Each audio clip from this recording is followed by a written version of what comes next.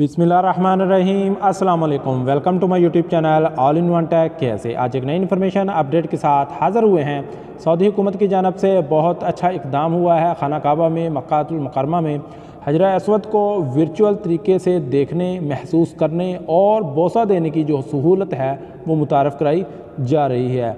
Saudi अरब में हरमैन शरीफैन इंतज़ामिया के सरबराह आला डॉक्टर अब्दुर्रहमान अस-सदीस ने हजर अस्वद वर्चुअल इनिशिएटिव का इफ्तिताह किया है। इसका मकसद VR टेक्नोलॉजी और डिजिटल तजर्बात की मदद से हजर अस्वद को वर्चुअल देखने, उसे बोसा देने और महसूस करने के लिए हकीकी मंजर जैसा माहौल फराहम करना है।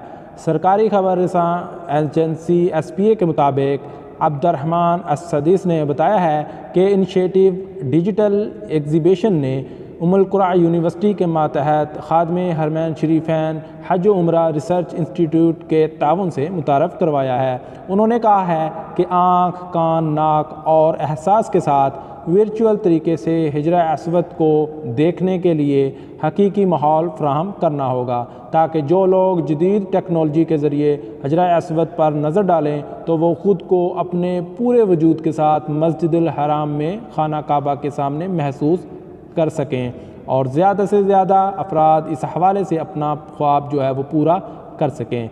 उन्होंने कहा है कि मस्जिदुल हराम, मक्कातुल मुकर्रमा और मस्जिद नबवी मदीना मुनव्वरा अज़ीम दीनी और तारीख़ी ख़ज़ानों से माला माल हैं।